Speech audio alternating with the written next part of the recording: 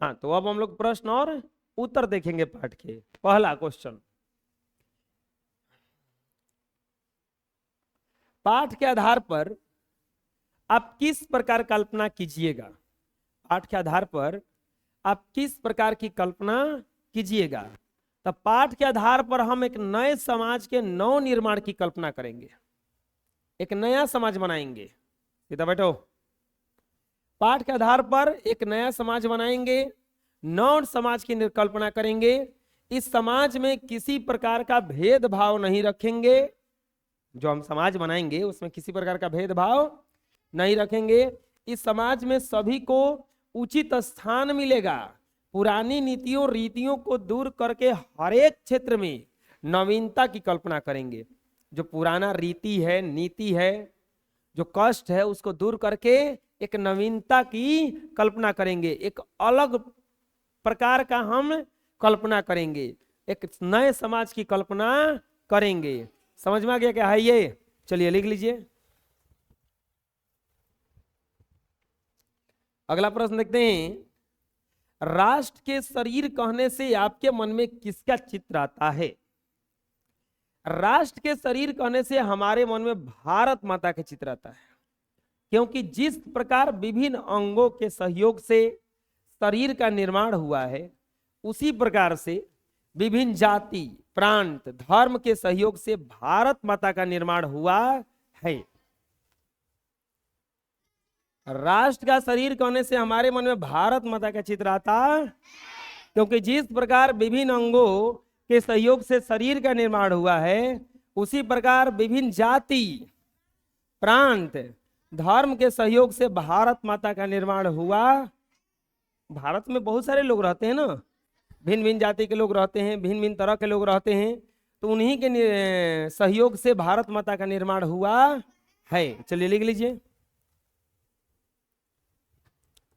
Next, Chittor के प्रताप की कहानी हमें क्या सिखलाती है?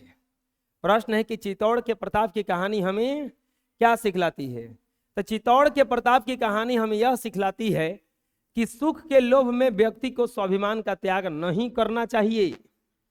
महाराणा प्रताप ने घास की रोटी खाना पसंद की, लेकिन अकबर की अधीनता नहीं स्वीकार की।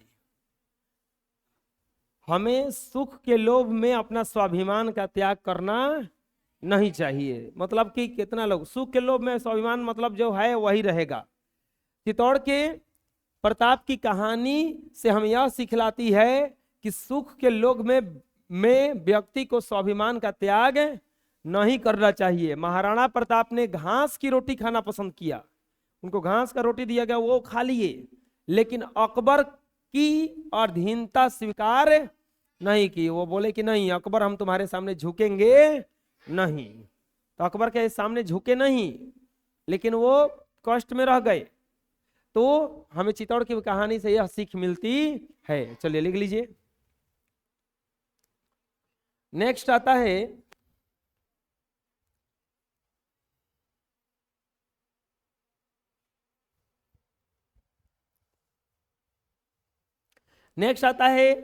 कि इस कविता के माध्यम से हमें क्या करने की बात कही गई है। इस कविता के माध्यम से हमें क्या करने की बात कही गई है?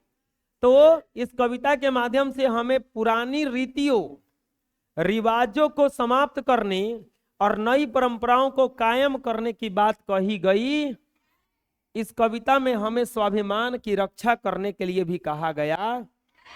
कविता के माध्यम से क्या क्या बात कहा गया है? तो इस कविता के माध्यम से हमें पुरानी रीति रिवाजों को समाप्त करने, जो पुराना रीति रिवाज है उसको खत्म करने की बात कही गई है, और नया परंपरा कायम करने की बात कही गई।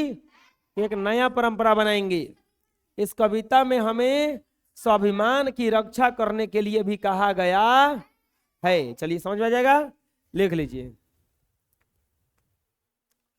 नेक्स्ट आता है, नीचे लिखी गई पंक्तियों को पूरा कीजिए। नीचे लिखी गई पंक्तियों को पूरा कीजिए। कुछ नहीं करना है, कविता दिया है ना, कविता में से ही छांट के लिख देना है और खोजना है कि कौन सा पैराग्राफ है, ये कौन सा पैराग्राफ से दिया हुआ है।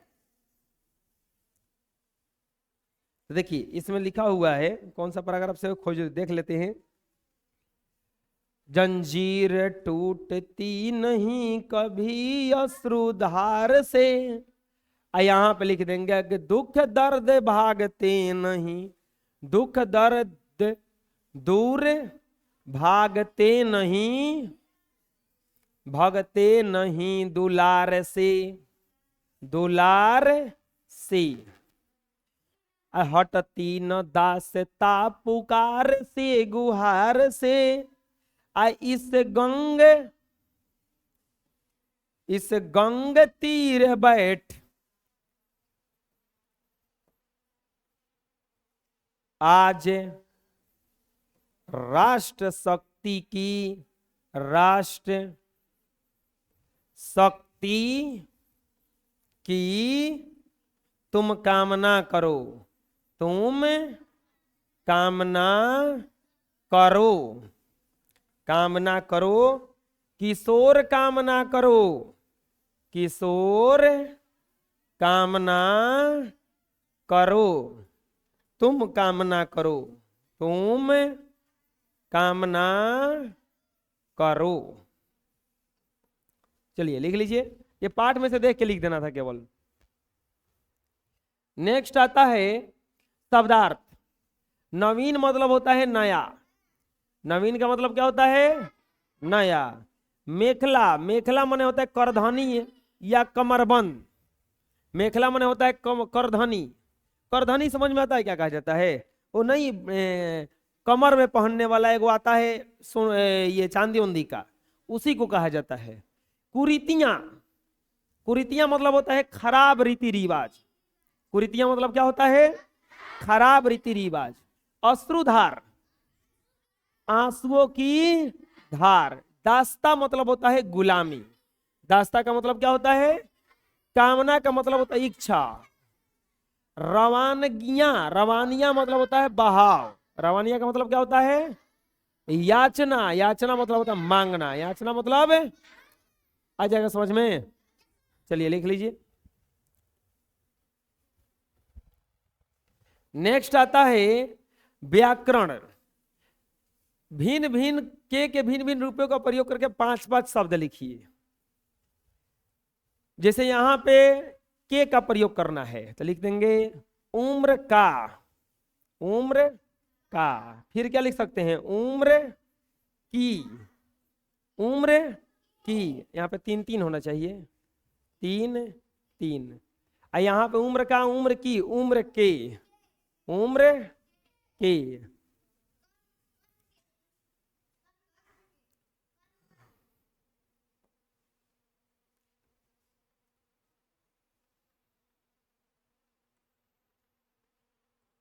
अगला है कर्म, तो कर्म का, यहां पे क्या हो जाएगा? कर्म की, कर्म की। ट्रक का, ट्रक की, ट्रक की। आ जाएगा समझ में। चलिए लिख लीजिए। नेक्स्ट आता है निम्नलिखित उपसर्गों से 2-2 शब्द बनाइए। देखो उपसर्ग किसको कहा जाता है? उपसर्ग किसको कहा जाता है? उपसर्ग किसको कहा जाता है? किसी भी शब्द के जो पहले लगता है, अब पहले लगने के बाद उसका अर्थ बदल देता है, तो उसी को उपसर्ग कहा जाता है। पहले लगेगा और लग करके उसका अर्थ बदल देगा तो उसको क्या कहा जाएगा? उपसर्ग। जैसे प्र, प्र लिखा हुआ है ना, हार के पहले लगा तो क्या बन गया? प्रहार। बल के पहले लगा तो क्या लग गया? बन गया वो प्रबल। क्या बन गया? परी। अब इसे शब्द बनाना है तो परी वार। और एक बनाओ परिहास, परिहास। कु, कु से बनाओ, नहीं कुमति। एक और बनाओ कुसंग, कुसंग। अब यहां पे पर है, पर, परवाना, परवाना, एक और बनाओ, परंपरा, परंपरा, उप से बनाओ, एक हो जाएगा उपसर्ग, और बनाओ उपमुखिया, उप मुखिया, स्व से बनाओ स्वतंत्र, फिर बनाओ स्वस्थ हो जाएगा, क्या हो जाएगा स्वस्थ, अ से बनाओ अस्त्र, और बनाओ असमान, आईना कैसे हो जाएगा, आ से थोड़ा ना बनाना है, प्रति, प्रतिबिंब हो जाएगा, प्रतिबिंब, हाँ प्रतिकूल हो जाएगा, क्या हो जाएगा प्रतिकूल, आ जाएगा समझ में। अब यहां प्र, कु, उप, अ, परि, पर, स्व, प्रति इत्यादि शब्दांश को शब्द के शुरू में जोड़कर जो शब्द का अर्थ बदलता है उस प्रकार को उपसर्ग कहा जाता है। तो अब यहां से एक चीज पूछेंगे कभी कि उपसर्ग किसको कहते हैं, उपसर्ग किसे कहते हैं, इसको भी लिखना है, उपसर्ग किसको कहते हैं। तो वह शब्द जो किसी शब्द के शुरू में लगकर उसका अर्थ बदल दे, उसका अर्थ बदल दे, उसे उपसर्ग कहते हैं। उसे क्या कहा जाता है, उपसर्ग कहते हैं। तो उपसर्ग याद हो जाएगा, तो चलिए लिख लीजिए इतना। इस तरह से पाठ का आपका पूरा ये एक्सरसाइज 6 जो हो गया समाप्त हो गया।